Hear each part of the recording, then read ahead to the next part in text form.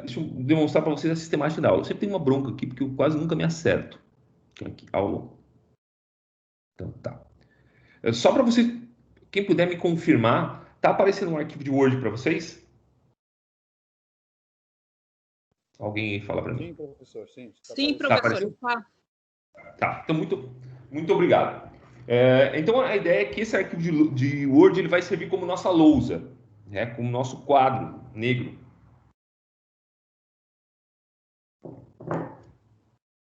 Esse daqui está mais completo, essa primeira parte está mais completa, mas depois eu vou fazendo uns esquemas menores e eu vou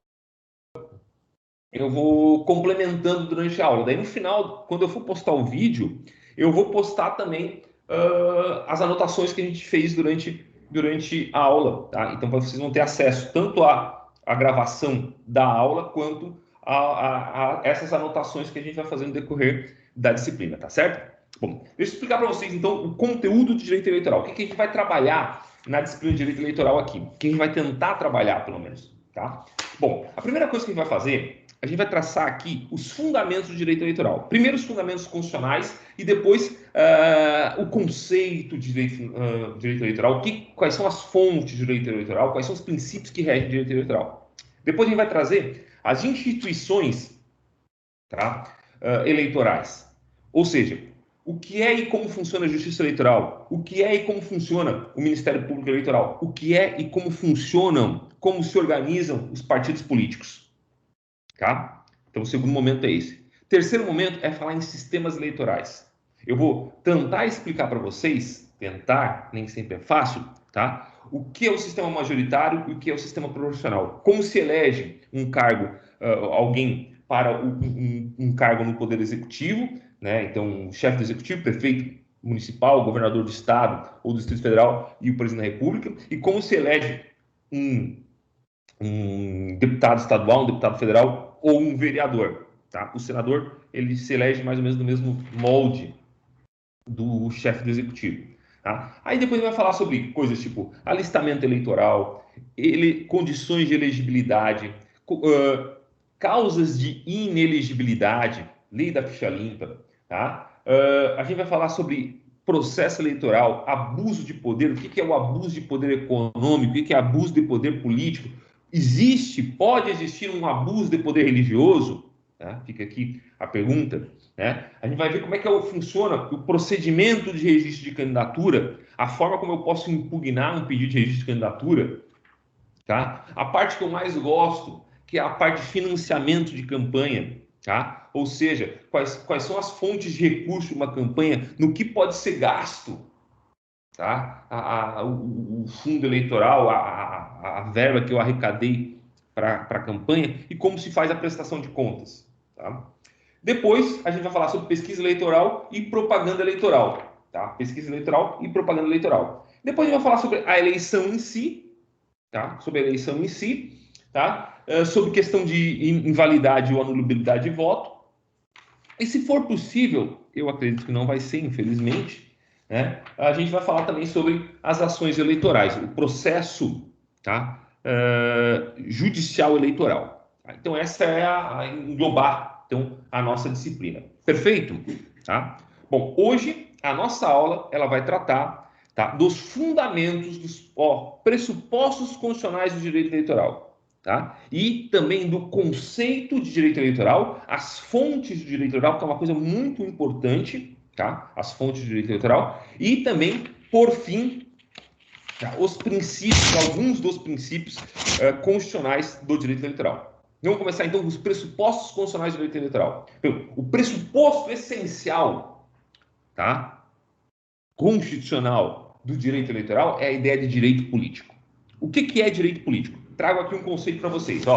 Direito político, tá? É o quê? São aquelas prerrogativas, ou seja, aquelas garantias e aqueles deveres inerentes à cidadania, tá? Que englobam tanto o direito de participar direta ou indiretamente do governo, da organização ou do funcionamento do Estado. Então, direitos políticos são, basicamente, a capacidade de votar e ser votado. Tá? Votar ou ser votado.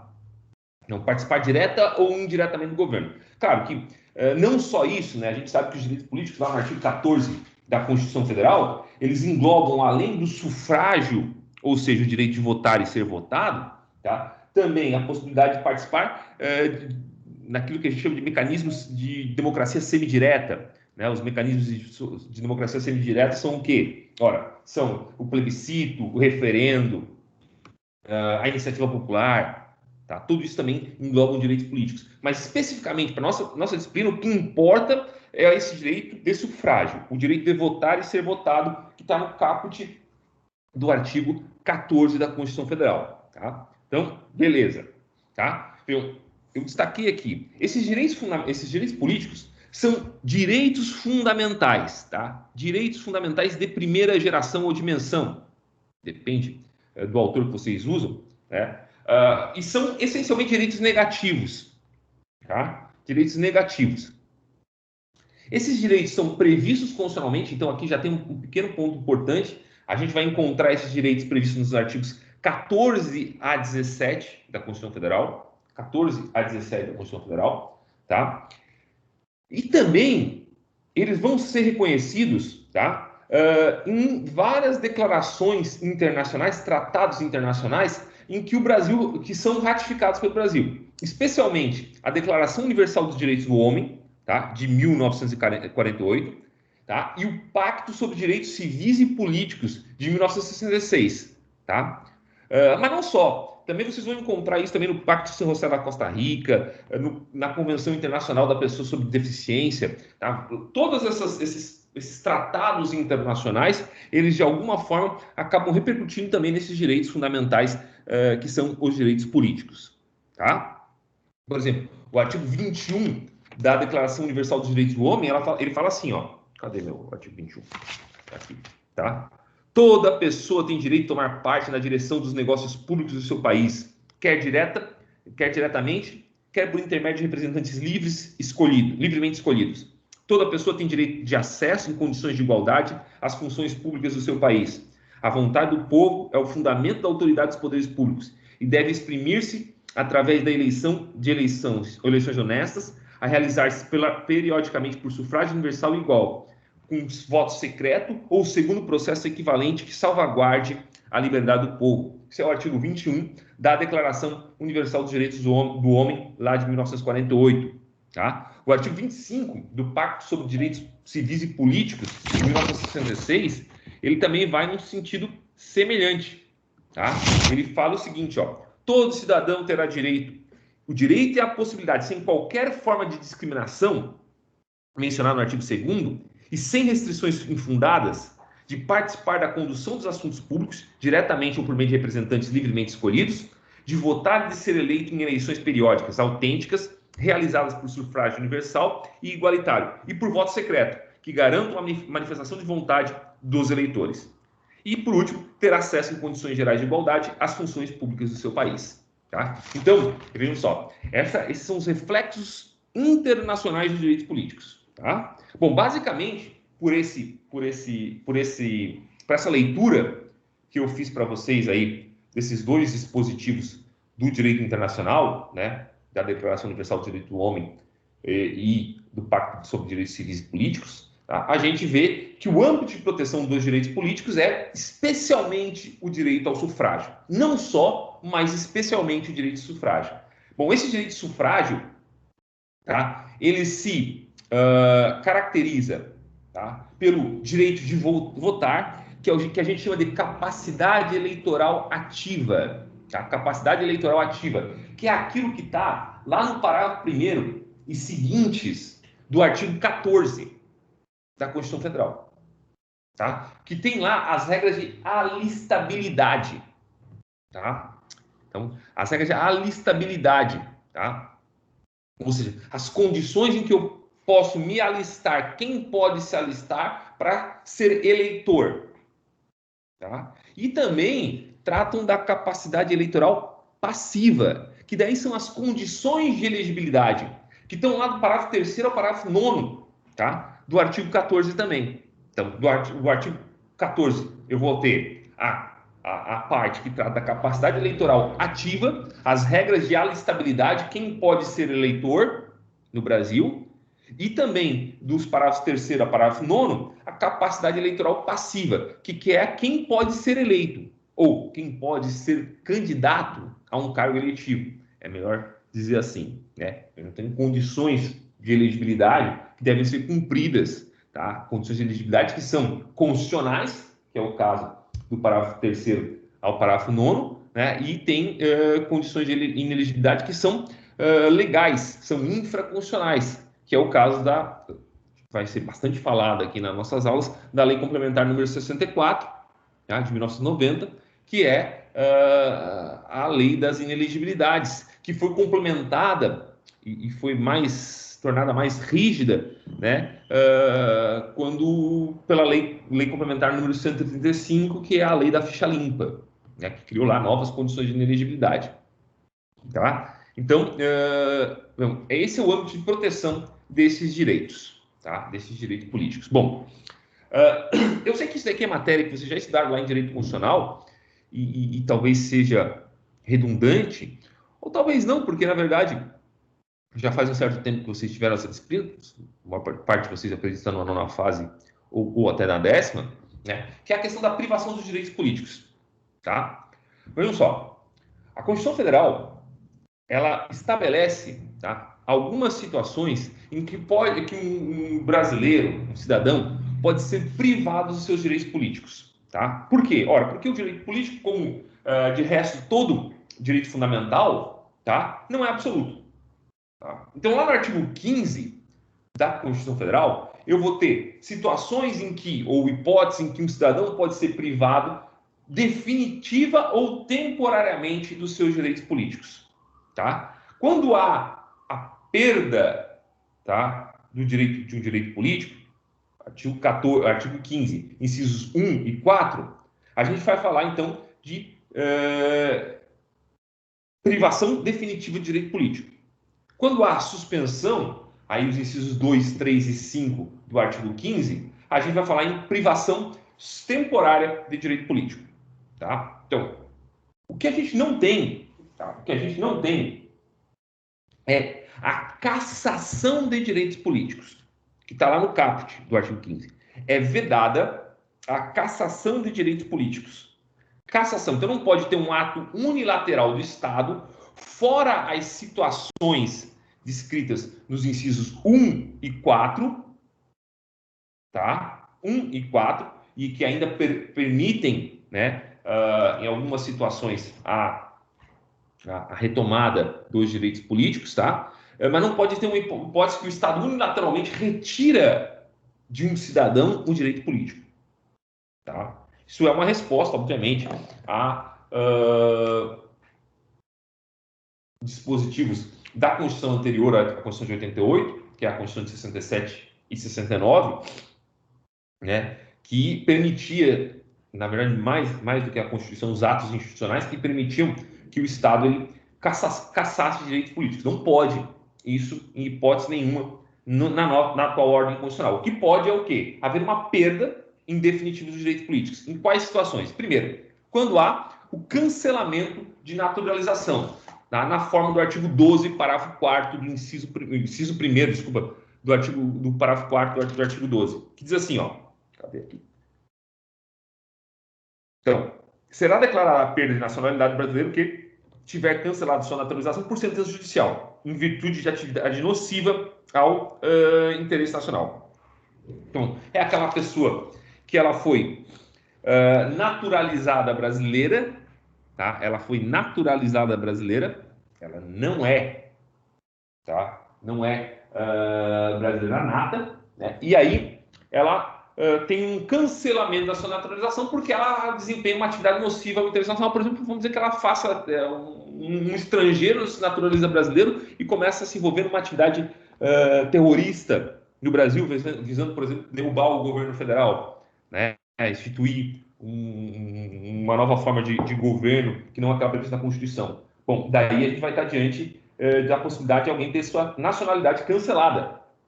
Tá? Bom, nessa hipótese, a única possibilidade, tá, daquela pessoa que teve sua naturalização cancelada, tá? Voltar a ter um direito político é se ela ajuizar a ação rescisória. Ação rescisória que vocês estudaram, né? Lá no processo civil, provavelmente em recursos, né? Que é a ação que é colocada à disposição de alguém para anular, na falta de uma palavra melhor, anular a coisa julgada, né?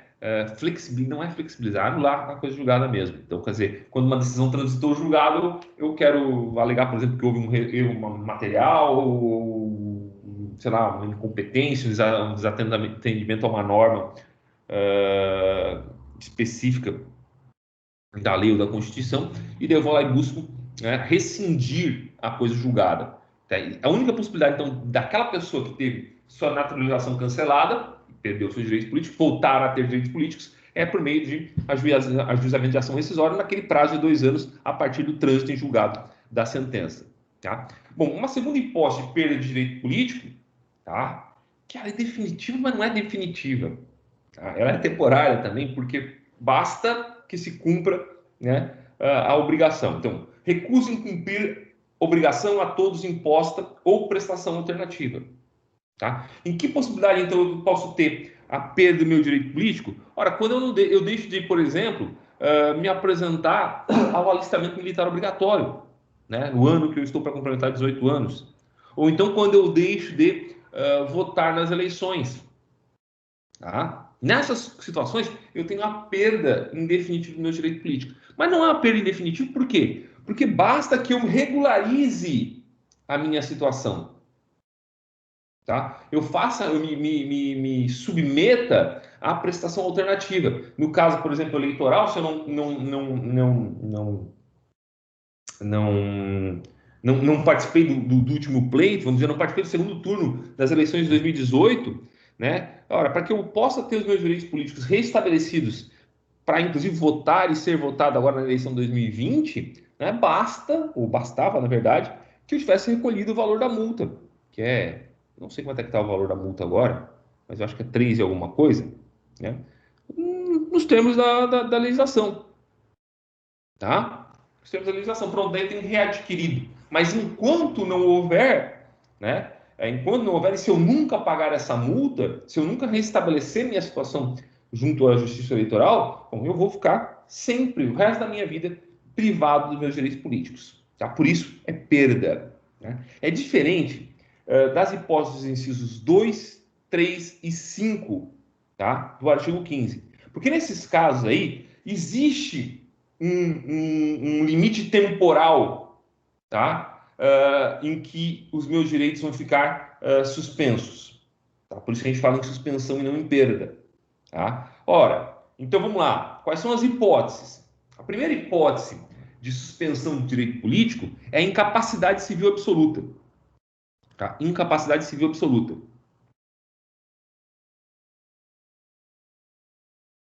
Que estranho. Estou tentando colocar uma MacGyver aqui, mas ele não entra. Opa, entrou.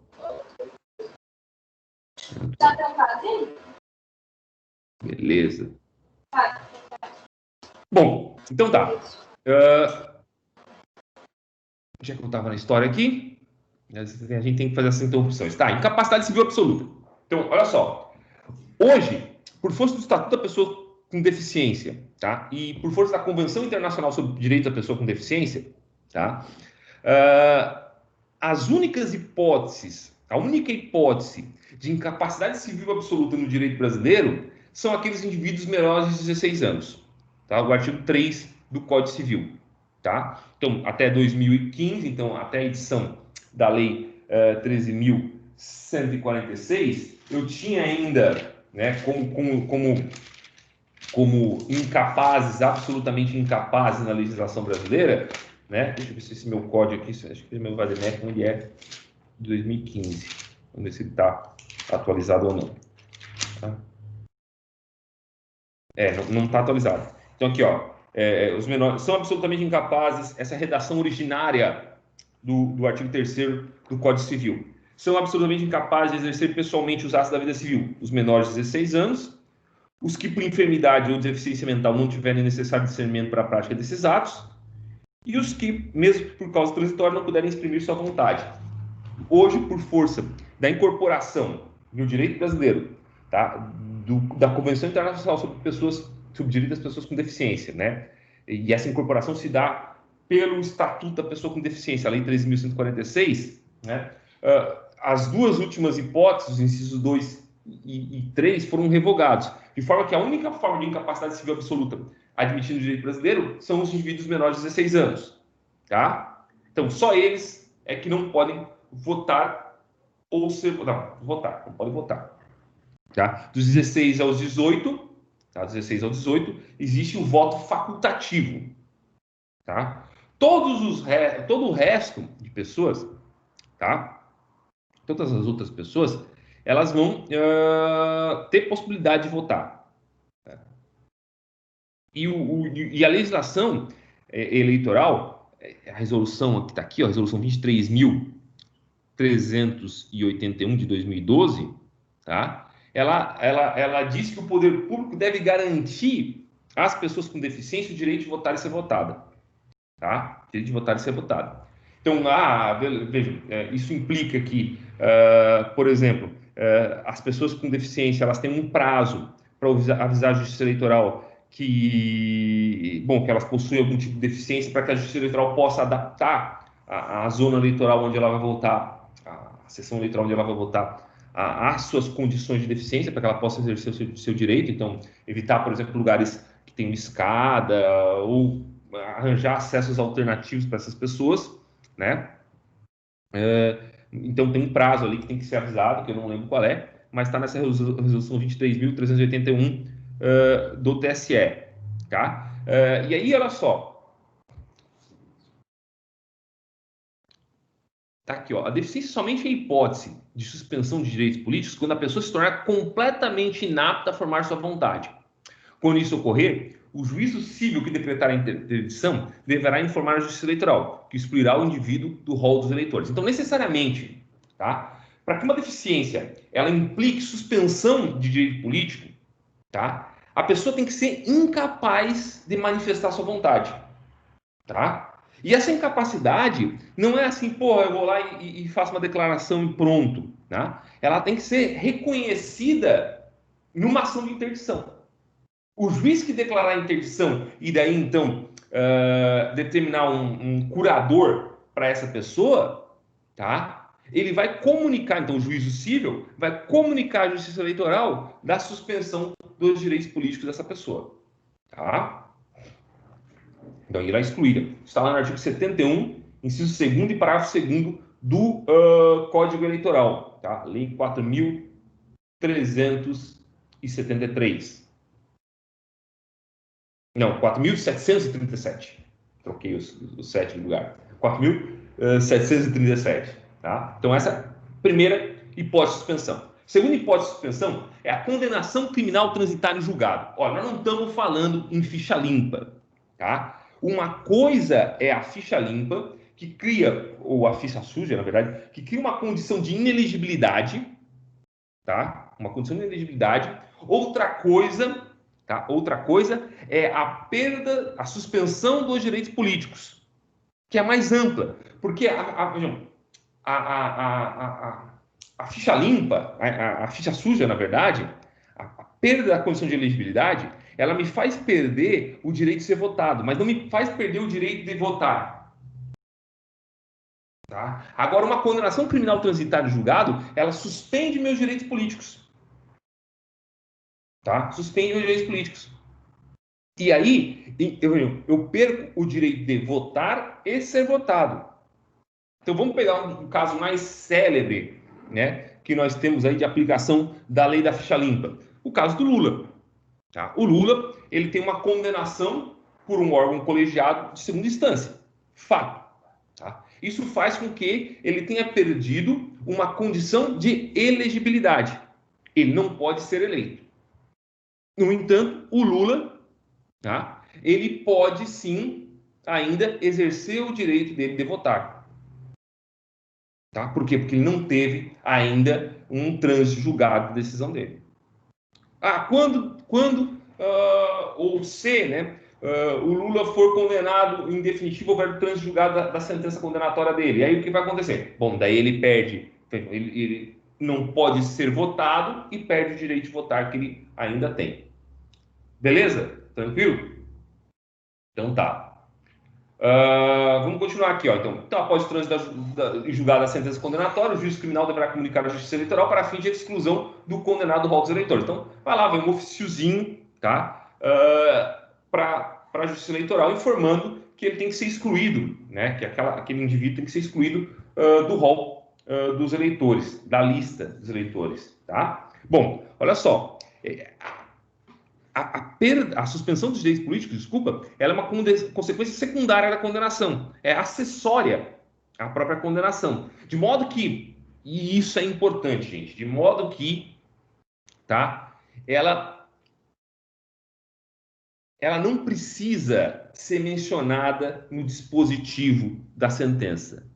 Ou seja, a sentença que condenou a pessoa não precisa expressamente dizer, condenou ela por um crime, tá? Não precisa expressamente dizer que essa pessoa perdeu os direitos políticos. Condeno a pena de reclusão de 8 anos, mais a suspensão dos direitos políticos por igual tempo. Não. Tá? Não precisa. Tá? E aqui interessante, ó. Essa pena, e guardem isso na memória, porque isso vai ser importante logo abaixo, tá? Essa pena, tá? A suspensão dos direitos políticos, desculpa, ela continua e ela é imposta ao condenado, mesmo que ela seja pena restritiva de direito, então não precisa ser uma pena privativa de liberdade, pode ser uma restritiva de direito, tá? E pode ser também uma pena pecuniária, só de multa, tá? E ela se mantém mesmo quando a pessoa foi beneficiada com livramento condicional ou prisão domiciliar. Tá? Beleza? Aí eu trouxe aqui, tá pequenininha a letra aqui, mas depois vocês vão ver certinho, um acórdão do Tribunal Superior Eleitoral, da relatoria do ministro Admar Gonzaga, tá? Que trata sobre isso. Então, diz ali, ó, tá? Na parte sublinhada ali, tá? A suspensão dos direitos políticos é consequência automática da condenação criminal transitada julgada, ainda que a pena privativa de liberdade tenha sido substituída por restritiva de direitos. Pronto. Tá? E aqui embaixo, logo em seguida a jurisprudência, tem um lembrete. A suspensão de direitos políticos pode ser cumulada com causa de inelegibilidade. Então, eu vou ter... e aí é uma coisa interessante, gente. Eu vou ter a possibilidade de alguém ficar, por exemplo, 8 anos com um direito político suspenso, tá? E ainda assim 8 anos, tá? E mais 8 anos inelegível por conta da lei da ficha limpa, tá? Beleza? Vamos pegar, por exemplo, a situação, vamos pegar de novo a situação do Lula, né? O Lula está desde 2018, foi em 2018, né? Foi em 2018, está desde 2018 com os direitos políticos, desculpa, tá? Ele está com, vamos dizer, ficha suja, ele está sem condição de elegibilidade, tá? Então, vamos dizer que ele leve 8 anos, tá? Para que que a sentença dele transite em julgado, tá? Levou lá 8 anos para transitar em julgado. E aí ele é condenado, parece que ele foi condenado por 9 anos, né? Não sei como é que está agora no STJ, ele foi condenado por 9 anos. Ele fica mais 9 anos privado de direitos políticos. Ele passou 8 anos inelegível por conta da ficha limpa e vai passar mais 9 anos inelegível, mas já não por causa da ficha limpa, não é porque não tem mais direitos políticos, não tem capacidade de votar nem de ser votado. Tá? Fala, Dalva. Dalva? Calma aí. Professor, quando o senhor fala de inelegibilidade política, é só as condenações administrativas ou qualquer tipo de condenação? Não, a gente vai ver depois, no momento certo, quando a gente estudar a lei 64, lei complementar 64, tá? Quais são os tipos de condenação que podem levar, sim, a inelegibilidade. Não é todo crime, tá? Não é todo crime que leva à inelegibilidade, tá? são alguns crimes específicos. Crime contra o patrimônio, crime contra a dignidade, desculpa, contra a dignidade sexual, tá? Esses crimes, essencialmente, são crimes que vão levar à inelegibilidade por conta da ficha limpa, tá? Mas, além disso, eu tenho outras situações, crimes eleitorais, né, compra de voto, por exemplo, né? Agora, eu tenho outras situações, por exemplo, improbidade administrativa, tá? Que pode, sim, condenação em segundo grau por ato de improbidade administrativa, que é cível, tem natureza cível, não tem natureza criminal, tá? Que leva também à inelegibilidade, tá? Mas depois a gente vai tratar isso aí no momento certo. Satisfeita? Sim, professor, satisfeito. Obrigada. Tá? Beleza, então, vamos continuar. E aí vem a improbidade administrativa. Tá? Então, aqui, ó, improbidade administrativa. Então, como eu falei para vocês, tá? Uma coisa é a condenação criminal. Tá? No entanto, eu posso ter a perda dos direitos políticos porque uma sentença judicial transitada em julgado reconheceu que eu pratiquei um ato de improbidade administrativa. Por ato de improbidade administrativa, a gente vai ter aquelas situações que estão previstas nos artigos 10, 11 e 12. Se eu não me engano, são esses. 10, 11 e 12 da Lei 8.249, que é a Lei da Improbidade Administrativa. Tá? Então, a configuração daqueles atos de improbidade administrativa leva, tá, à suspensão dos direitos políticos. Tá? Então, trânsito julgado. Mas aqui vem uma coisa importante. Tá? Diferente do que acontece com a sentença criminal, tá? Para que haja a suspensão dos direitos políticos de alguém que foi condenado por improbidade administrativa, é necessário, tá, que a sentença faça expressa referência a essa suspensão. Tá? Tem ali de novo um precedente do TSE nesse sentido. Né? E agora vem aquela parte que eu peço, gente, encarecidamente, que vocês não entendam isso como posicionamento político. Eu quero só esclarecer. Tá? Esclarecer. Tá? Porque isso me foi questionado por diversas vezes e tal. O nosso atual prefeito aqui de Criciúma, tá? Ele sofreu uma condenação numa ação popular que transitou em julgado, tá? Que reconheceu que ele tinha que devolver uma verba que ele recebeu do erário, tá? Ele tinha que devolver essa verba. Tá? Então reconheceu que ele teria praticado, vamos dizer assim, um suposto crime, não é crime, desculpa, um suposto ato de improbidade administrativa, tá? E determinou, então, que ele devolvesse esse dinheiro que ele se apropriou indevidamente, na falta de uma frase melhor, né? Devolvesse isso para o erário, devolvesse isso para os cofres do Estado, tá? E aí o pessoal normalmente vai perguntar, professor, mas por que nesse caso ele não teve, ele continua elegível? Por que ele não se aplicou a ele, por exemplo, a ficha limpa? Ou por que não se aplicou a ele essa hipótese de suspensão dos direitos políticos? Basicamente porque a ação em que ele foi condenado, tá, a restituir o dinheiro, a verba ao erário, foi uma ação popular. Tá? A ação popular, aquela que está lá no artigo, na lei 4.700, não, oh, meu Deus, 4.717. 4.717? 4.717, exatamente.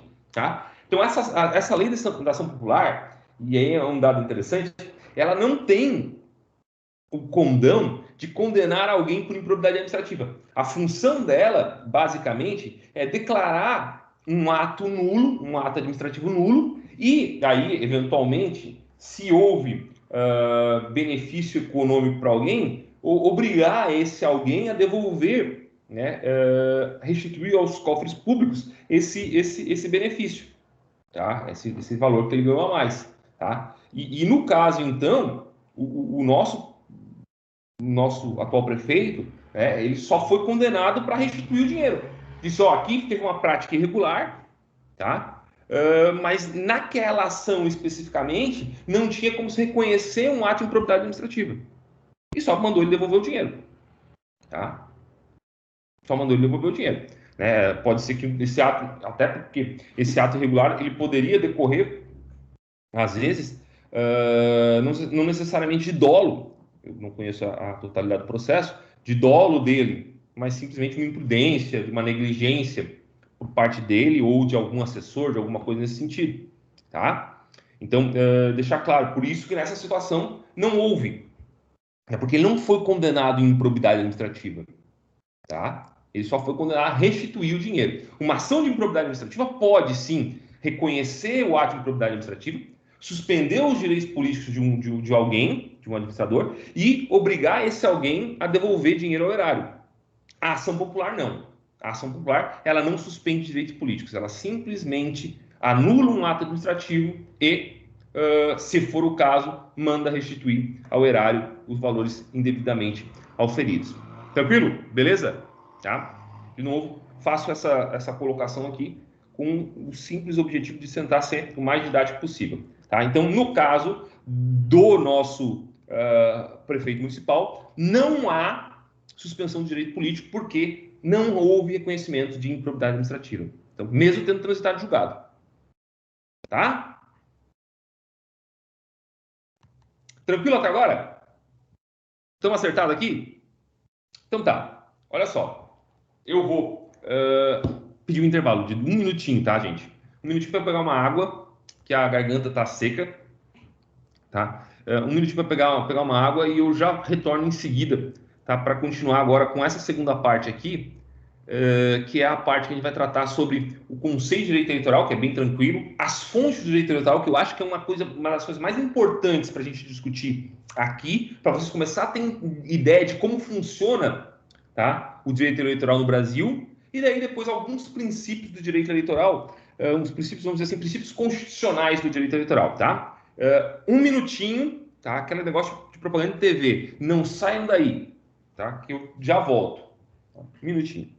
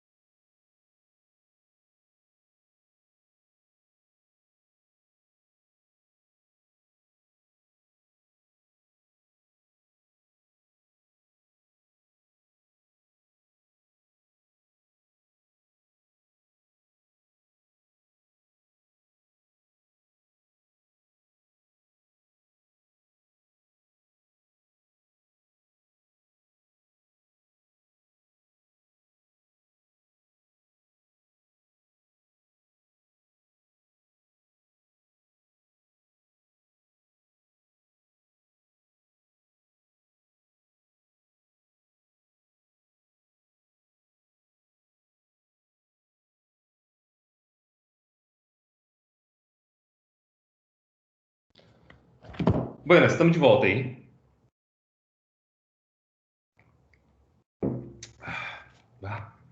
Não encontrei água, tive que me contentar com refrigerante.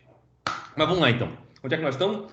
Nós vamos falar agora então do direito eleitoral. Falamos dos fundamentos constitucionais do direito eleitoral, agora nós vamos falar sobre o direito eleitoral. Sobre o conceito de direito eleitoral, sobre as fontes do direito eleitoral e os princípios do direito eleitoral. Vamos começar com um conceito, vou ser bem simples. Salvo engano, eu peguei aqui do José Jairo Gomes, tá? Pode ser que não lembro mais, tá? Diz assim, ó. Direito eleitoral é o ramo do direito público, tá? Então, direito eleitoral é o ramo do direito público que tem por objeto, os institutos, as normas e os procedimentos que regulam o exercício do direito fundamental de sufrágio, com vistas à concretização da soberania popular, à validação da ocupação dos cargos políticos e à legitimação do exercício do poder estatal.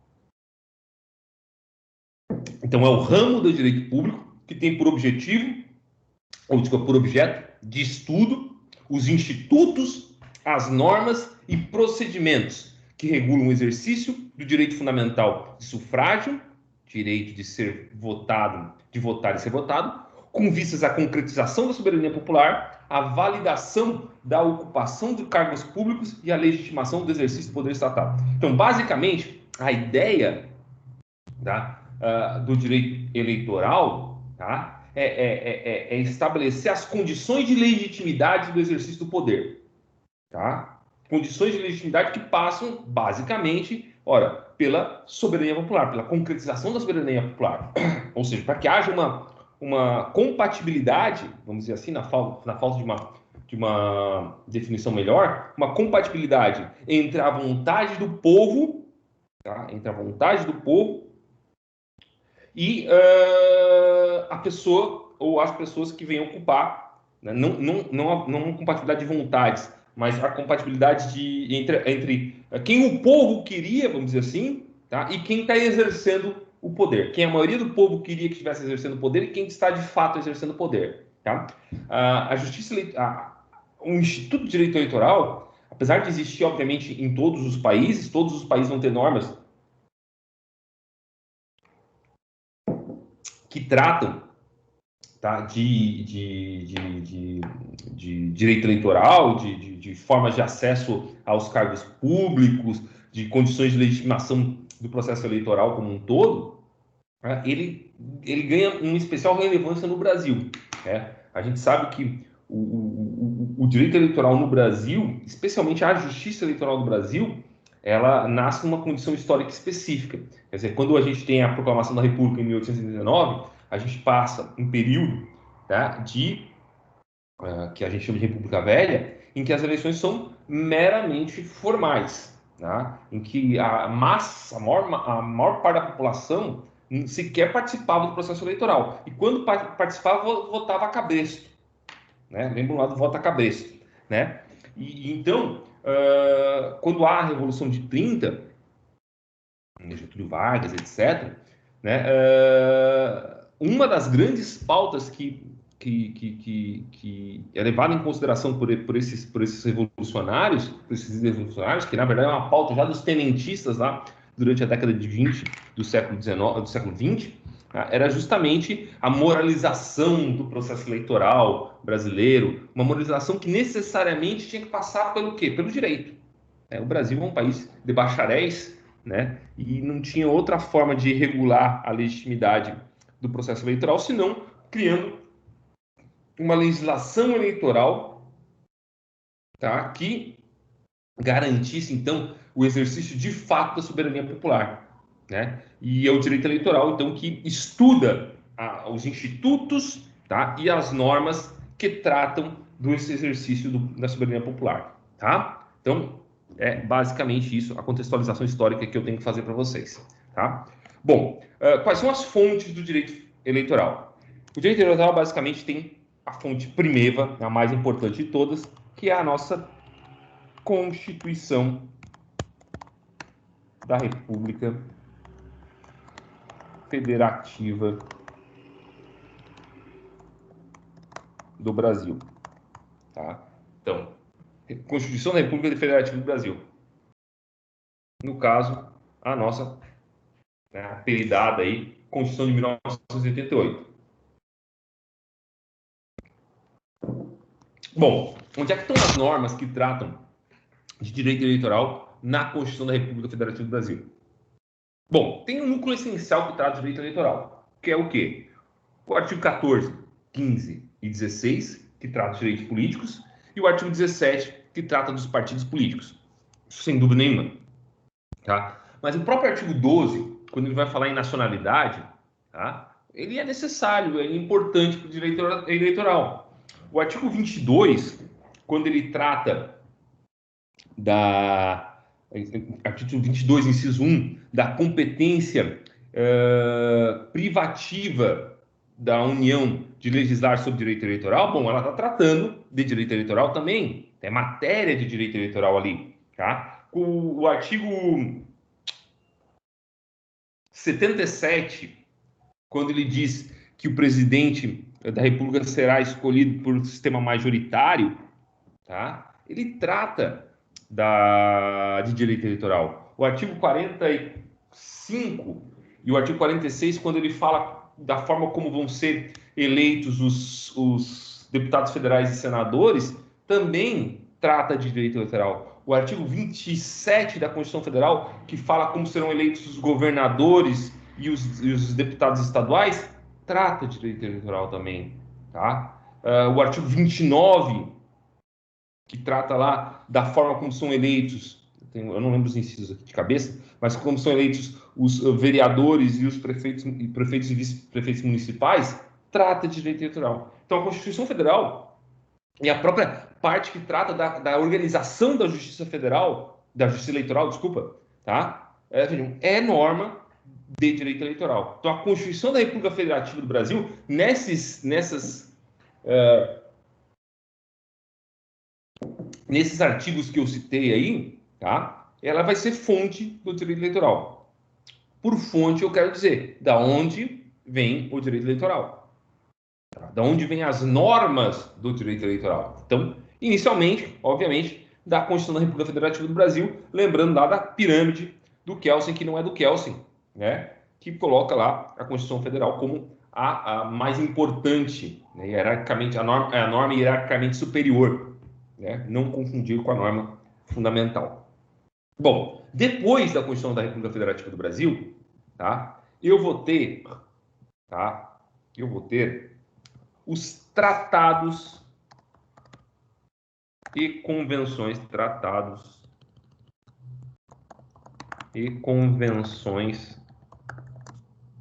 internacionais. Eu não vou vou acentuar assim, tá? Tratados e convenções internacionais.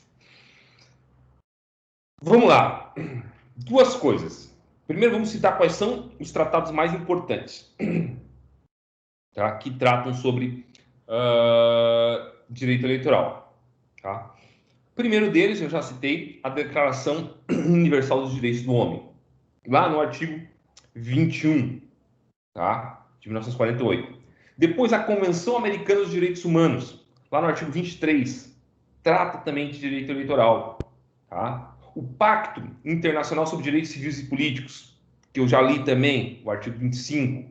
Tá? A Convenção Internacional sobre sobre o direito das pessoas com deficiência, também já falamos anteriormente, no artigo 29. Então, são esses tratados e convenções internacionais que foram assinados pelo Brasil, tá? Foram assinados pelo Brasil, foram ratificados, para dizer melhor, pelo Brasil e foram incorporados no direito brasileiro, posteriormente por meio de decreto legislativo. Tá? Bom, esses tratados e convenções internacionais são fontes, tá? São fontes de direito eleitoral. E aqui a gente tem que fazer uma distinção entre duas espécies de tratados. Por quê? Eu não sei se todo mundo lembra lá da questão do tratado do Pacto de São José da Costa Rica, né? Mas caso vocês não lembrem, ou caso vocês lembrem também, tanto faz, eu vou tentar reforçar para vocês o que o STF decidiu. Nós estávamos discutindo naquela época, né? O STF estava discutindo sobre a possibilidade de prisão ou não do depositário infiel. Tá? O depositário infiel era aquele que recebia algo em depósito e acabava sumindo com a coisa, né? Então ele era infiel ao depósito que lhe foi confiado, tá? Bom, o que nós tínhamos na situação? A Constituição Federal, ela diz, na verdade, que é vedada, tá, a prisão por dívida, salvo duas situações: o devedor da prestação alimentícia e o depositário infiel. tá?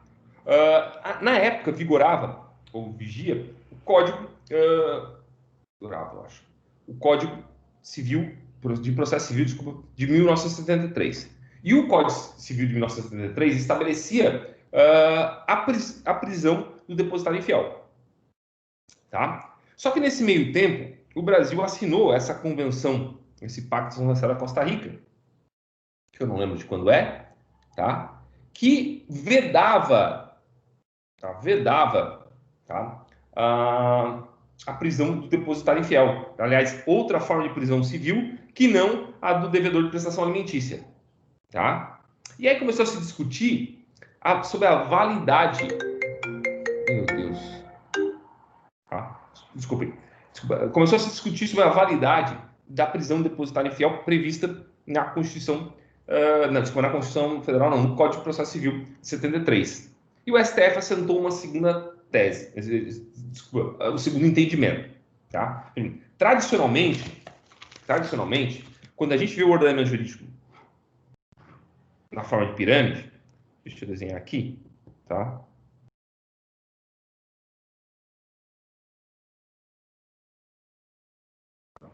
Ele funciona dessa forma aqui. Deixa eu tirar aqui, descompartilhar um pouco com vocês, para voltar para a tela inteira, tá? Então, a gente vê o ordenamento jurídico brasileiro, como um todo, geralmente os ordenamentos jurídicos, com a Constituição aqui, as leis no meio e na base os regulamentos, decretos, portarias, etc.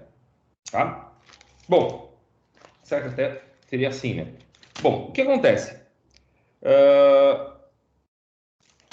Aqui, por Constituição, a gente vai entender a Constituição originária, aquela que foi aprovada em 88, as emendas constitucionais, aprovadas na forma do artigo 60 da Constituição Federal, tá? E também o artigo 5º, parágrafo 3º da Constituição Federal diz isso, os tratados internacionais de direitos fundamentais, de direitos humanos, tá? Aprovados como se emenda constitucional fosse, ou seja, por 2/3, por 3/5 dos deputados e senadores em 2 turnos, em cada casa do Congresso Nacional. Tá? Bom, esses tratados internacionais, quando são aprovados dessa forma, eles ingressam dentro do ordenamento jurídico com força de Constituição Federal. Tá? Bom, no entanto, o STF entendeu que os tratados internacionais de direitos humanos, tá? Ratificados pelo Brasil, tá? De forma diversa do que está previsto no artigo 5º, inciso 3º da Constituição Federal, eles ingressam no ordenamento jurídico com uma força supralegal. Então, eles ficam entre a Constituição e a lei. Eles são inferiores à Constituição, mas são superiores à lei. Tá? Então, a gente tem que entender isso. Então, como os direitos políticos são direitos fundamentais, esses tratados internacionais que o Brasil ratificou, essas convenções internacionais que o Brasil ratificou, tá? Mesmo que anteriormente à própria Constituição de 88, tá? Eles têm uma força supralegal no nosso ordenamento jurídico. Eles estão acima da lei. Então, eles revogam a lei. Leis que contradigam o que está nesse tratado internacional, né, nesses tratados internacionais, elas violam, elas são ilegais, tá? Porque violam essa supralegalidade dos tratados internacionais de direitos fundamentais. Tranquilo? Beleza? Isso é importante, gente. Por quê? Não só por isso, tá? Mas existe uma discussão atual dentro do Supremo Tribunal Federal, tá? Que é a discussão sobre as candidaturas avulsas. A gente vai ver, posteriormente, que um dos requisitos essenciais para que eu possa disputar um cargo eletivo no Brasil é que eu seja filiado a partido político. Tá? Necessariamente eu tenho que ser filiado a partido político. Bom, tanto nas majoritárias quanto nos cargos, tanto nos cargos majoritários quanto nos proporcionais. Então, tanto nos cargos executivos quanto nos cargos no legislativo. Bom, conforme eu li para vocês da Declaração de Direitos Fundamentais, dos Direitos Humanos do Homem e da Declaração Internacional, do Pacto Internacional sobre Direitos Civis e Políticos, tá? O que a gente tem é a seguinte relação. Vou ler o artigo 25 do Pacto sobre Direitos Civis e Políticos, de 1966. Ó, já li antes, vou ler de novo. Todo cidadão terá o direito e a possibilidade, sem qualquer forma de discriminação mencionada no artigo 2º e sem restrições infundadas, de participar da condução dos assuntos públicos, diretamente ou por meio de representantes livremente escolhidos, de votar e de ser eleito em eleições periódicas, autênticas, realizadas por sufrágio universal e igualitário por voto secreto, que garantam a manifestação da vontade dos eleitores, e ter acesso em condições gerais de igualdade às funções públicas de seu país. Bom, basicamente, uma série de brasileiros tem discutido a constitucionalidade e a legalidade, tá, da obrigatoriedade de filiação partidária para disputar cargo eletivo, tá, com base no artigo 25 desse pacto. Tá? Eles dizendo que é injustificada a obrigatoriedade de estar afiliado a partido político. Tá? E, bom, muito embora eu não concorde com essa posição deles, o Supremo Tribunal Federal, recentemente, ele optou por... cadê aqui? Ele resolveu, né, fazer um destaque, tá? E não votou ainda, né? Mas ele reconheceu a repercussão geral de um recurso especial. Deixa eu botar aqui para vocês. Reconheceu a repercussão geral de um recurso especial. Aqui, detalhe do processo. Não está aparecendo. Gente, vocês estão vendo o que aí na tela? Se alguém pode me dizer? Não. Ninguém pode. Um site, detalhes do processo, professor. Ah, perfeito. Então é exatamente isso que eu quero que vocês vejam.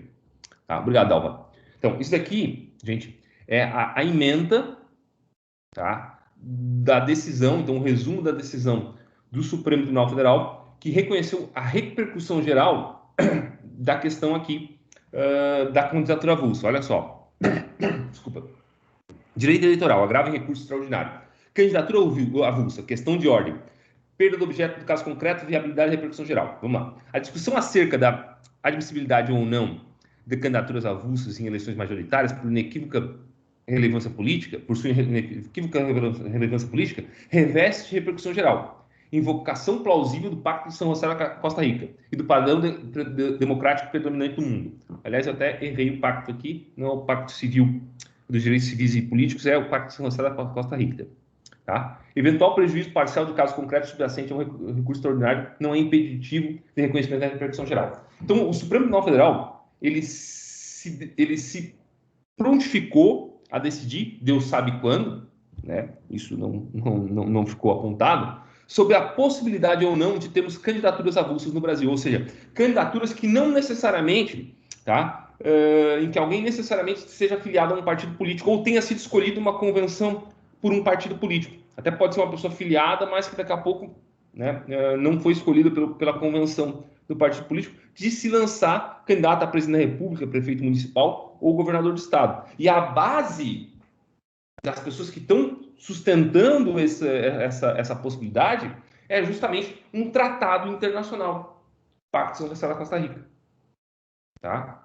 Que sequer tem força de Constituição, porque ele não foi aprovado na forma do artigo 5º, parágrafo 3º da Constituição Federal, veja.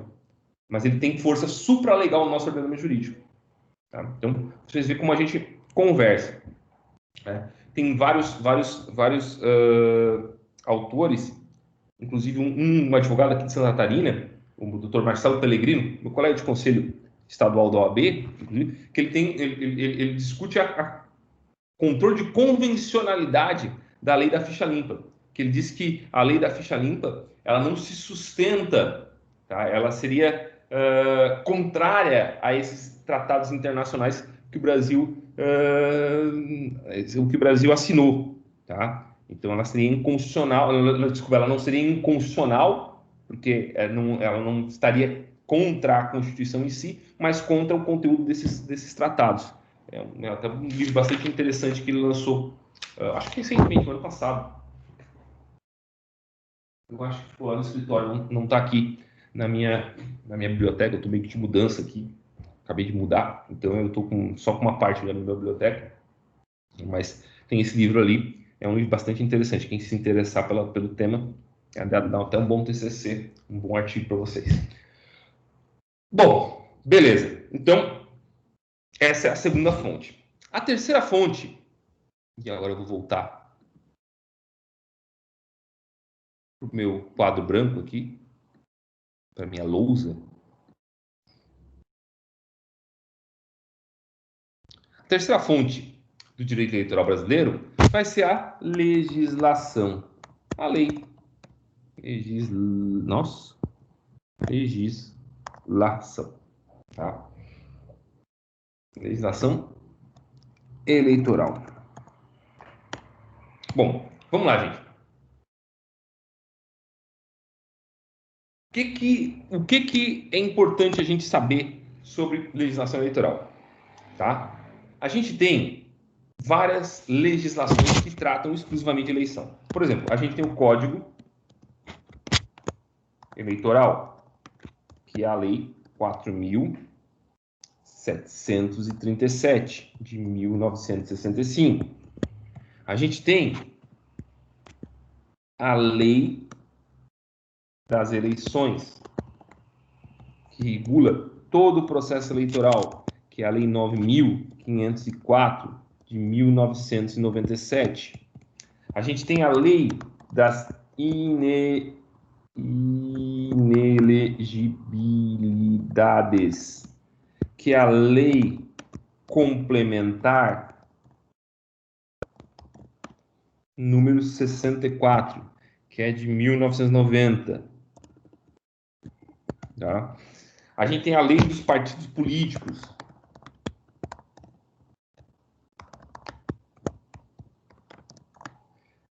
que é a Lei 9.096. Essa eu não sei de que não é. Opa, faltou um 9 ali. Eu não lembro no ano dessa lei. Então, basicamente, essas aqui são as leis mais importantes do direito eleitoral, que a gente tem que lembrar. Então, o Código Eleitoral, que é a Lei 4.737, a Lei das Eleições, que regula todo o processo eleitoral, que é a Lei 9.504, tá? A Lei das Inelegibilidades, então, que é a Lei Complementar número 64, que ela foi modificada pela Lei Complementar número 135, que é a Lei da Ficha Limpa, e a Lei dos Partidos Políticos, que é a Lei 9.096, que regula o artigo 17 da Constituição Federal. Tá? Essas aqui são as leis mais importantes para a gente saber. Vejam só, que aqui eu tenho 3 leis ordinárias, tá? 3 leis ordinárias, e uma lei complementar, que é a Lei número 64. Por que a Lei das Inelegibilidades é uma lei complementar? Por força do que define o parágrafo 9º do artigo 14. Então, que diz assim, ó, lei complementar estabelecerá outros casos de inelegibilidade e os prazos de cessação, blá, blá, blá, blá, tá? Então, assim, as inelegibilidades no Brasil, ou elas são decorrentes, as causas de inelegibilidade, tá? Ou elas são decorrentes da Constituição Federal, ou elas têm que ser previstas em lei complementar. Elas não podem ser previstas em lei ordinária, tá? Elas não podem ser previstas em lei ordinária, tá? Por isso, então, que a lei das inelegibilidades é lei complementar 64. Outra coisa importante aqui, no que diz respeito à legislação eleitoral, tá? É uma coisa que está prevista no artigo 62 da Constituição Federal. O artigo 62 da Constituição Federal, ele fala sobre o quê? Sobre a medida provisória. Bom, o artigo 62, parágrafo 1º, tá? Ele expressamente, tá? Artigo 62, parágrafo 1º, expressamente veda a possibilidade de medida provisória que trate sobre matéria eleitoral, tá? Então, a matéria eleitoral, ela pode ser objeto de lei ordinária, pode ser objeto de lei complementar, jamais de medida provisória, tá? Jamais de medida provisória.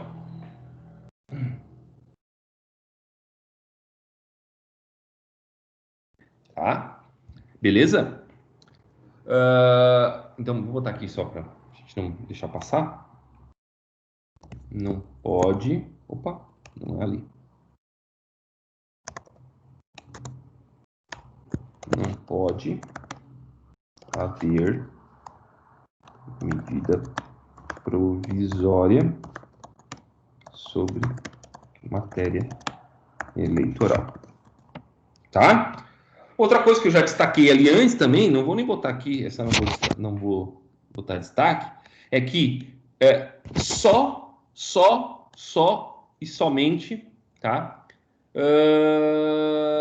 Lei federal pode tratar sobre matéria eleitoral, tá? Só a lei federal pode tratar de matéria eleitoral. Então, por exemplo, tem uma série de decisões do Supremo Tribunal Federal que consideram inconstitucionais, tá? Leis estaduais que criam, por exemplo, algumas situações específicas ou condições específicas para elegibilidade de policiais militares, tá? Não pode. Não pode, porque está tratando de matéria eleitoral. Teve uma portaria agora do governo do estado, um decreto do governador do estado, aqui de Santa Catarina, o governador Moisés, recente, que estabelecia a proibição da realização de convenções partidárias presenciais, tá, no território de Santa Catarina, naquelas áreas consideradas graves ou gravíssimas da pandemia. Inconstitucional também. Tá? Por quê? Porque está tratando de matéria eleitoral. Ah, mas é saúde pública. Não, é matéria eleitoral. Tá? Obrigar os partidos políticos a realizar convenções virtuais e não presenciais é absolutamente inconstitucional, né? Não pode vir do governador do estado, tem que vir da União, tem que vir do legislador federal. Tá? Beleza? Então, esse é um outro ponto aqui que eu queria destacar quando a gente falar sobre legislação eleitoral. Tem mais fontes? Tem. Gente, resoluções do TSE. O TSE, a gente vai, o Tribunal Superior Eleitoral, a Justiça Eleitoral como um todo, a gente vai ver que ela tem várias funções. Tá? Ela tem uma função que é uma função jurisdicional, tranquilo, que é a função de julgar litígios que envolvam direito eleitoral. Ela tem uma função executiva, administrativa, para falar melhor, que é aquela função de organizar e executar, tá, os atos necessários para a realização das eleições, mas ele também tem uma função normativa. Tá? O Tribunal Superior Eleitoral, tá, ele tem a competência, está no artigo 23, inciso 11 do Código Eleitoral, Lei 4.737, tá? Ele tem a competência privativa, tá, de expedir instruções, tá, para a execução da legislação eleitoral. Tá? Então, o TSE ele vai ter uma competência regulamentar. Ele vai, vamos dizer assim, ele vai estabelecer como se interpreta e como se deve executar a lei eleitoral, a legislação eleitoral como um todo. E ele faz isso por meio de resoluções. Tá? Obviamente que essas resoluções elas não podem restringir direitos e nem estabelecer sanções que não sejam aqueles direitos e aquelas sanções, ou desculpa, limitar, restringir aqueles direitos ou aquelas sanções que já estejam previamente limitadas ou estabelecidas na lei, tá? Porque é um caráter regulamentar, né? Regulamento não pode limitar direito e nem estabelecer sanção, tá? Mas de resto faz um monte de coisa.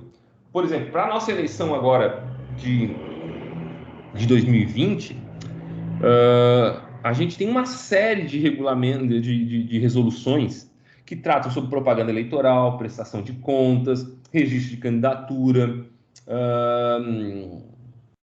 sei lá, N coisas, deixa eu ver aqui, socorrer do meu pesquisas eleitorais, crimes eleitorais, representação e pedido de resposta, Tudo isso está no quê? Nas resoluções do TSE. Essas resoluções são expedidas a cada eleição. Então, a cada eleição de 2012 tem um conjunto de resoluções que tratam sobre esses temas. A eleição de 2014, outro conjunto de resoluções que tratam desse tema. Eleições de 2016, mesma coisa. E assim por diante. Então, as resoluções da eleição de 2020 não necessariamente são as mesmas resoluções da eleição de 2018. A gente tem sempre alterações, né, que visam melhorar a interpretação e a aplicação da legislação eleitoral. Tá? Beleza? Bom, além disso, a Justiça Eleitoral ela tem uma função consultiva. Então, vai ser também fonte, tá? Fonte do direito eleitoral, tá? Deixa eu só arrumar aqui. Fonte de direito eleitoral, as consultas realizadas, tá? Pelos partidos junto à Justiça Eleitoral, tá? Essas consultas, elas têm que ser formuladas por partido político, tá? De âmbito nacional ou federal, tá? Elas não podem abranger casos concretos, elas têm que ser sempre em teses, tratar sobre situações específicas, tá? E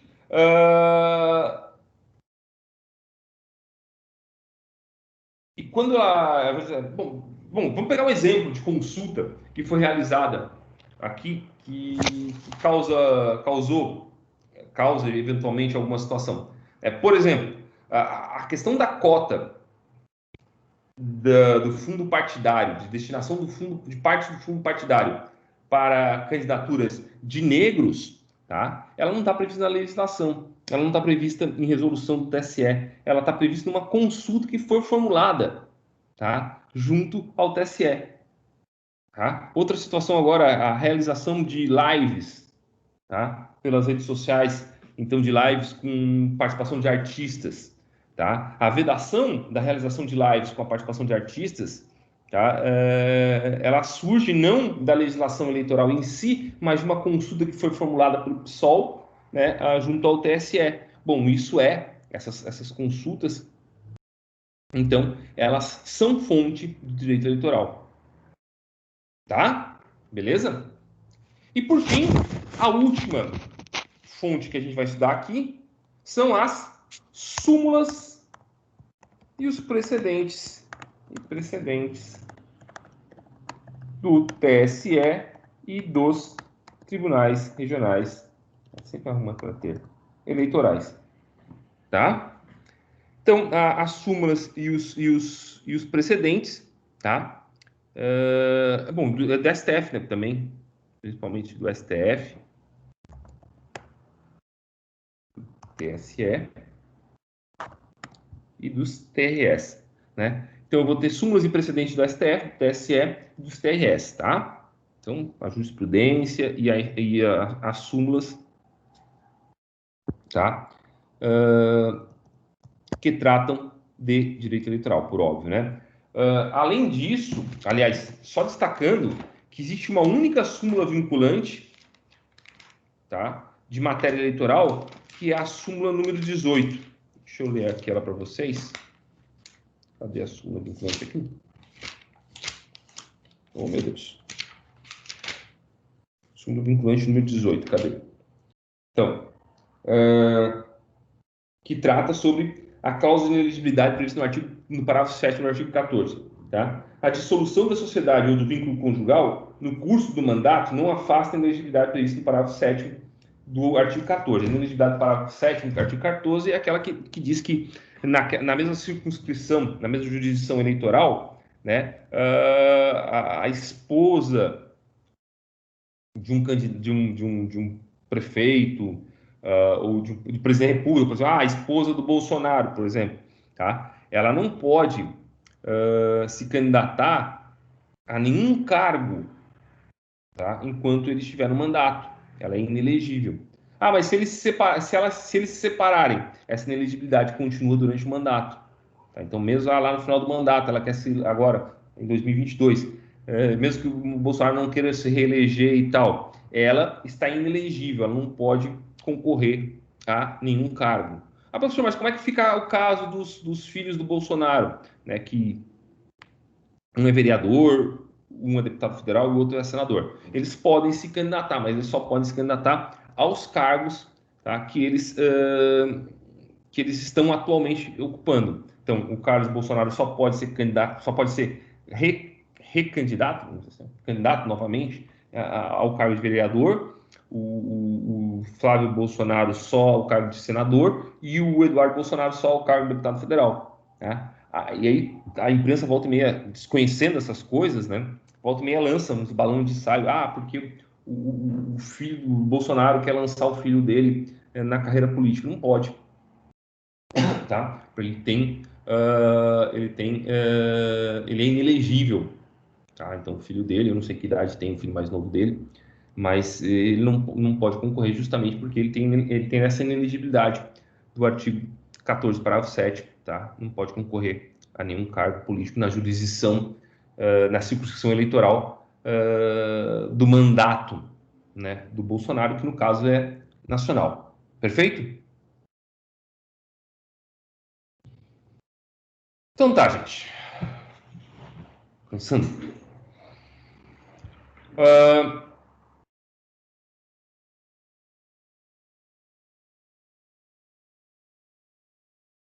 Gente, eu vou fazer o seguinte, olha só. Vamos ver se vocês concordam comigo aqui. A aula ficou um pouco mais extensa, falei mais do que eu imaginava que eu ia falar sobre o conteúdo. Eu vou fazer o seguinte, eu vou encerrar a aula aqui. Quero ver qual é a opinião de vocês, claro, óbvio, né? Mas eu vou encerrar a aula aqui, porque eu tô já até com um problema na garganta aqui, de tanto que eu falei.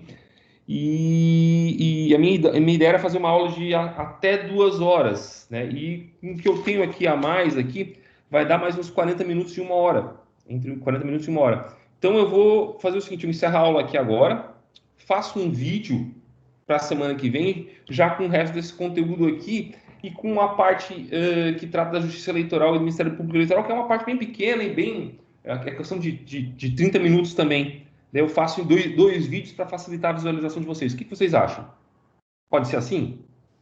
Dalva, Nola... Pode ser, professor. Pode ser, Eduarda? Por favor, se você puder se manifestar, eu até me ajuda assim. Por mim pode ser também, professor. Dalva? Deixa eu abrir o microfone. Assim não fica tão desgastante a aula. Né? Porque também a gente tem um limite para ficar olhando para frente do computador, né? Tá? Então, eu vou fazer o seguinte. Então, já que eu conto com a colaboração de todos vocês aí, pelo menos dos que estão acompanhando a aula, nossos 11 guerreiros da sexta-feira da noite, eu vou fazer o seguinte. Eu vou postar, provavelmente amanhã de manhã, esse vídeo que eu gravei hoje, então dessa aula de hoje, tá? E aí, durante a semana, eu gravo esses 2 outros vídeos, um sobre princípios do direito eleitoral e outro sobre a Justiça Eleitoral, o funcionamento da Justiça Eleitoral e do Ministério Público Eleitoral, e coloco eles, posto eles até sexta-feira. E aí vocês têm, né, pode assistir da forma que vocês melhor entenderem. Tá certo? Então tá, gente, ó. Eu vou parar a gravação.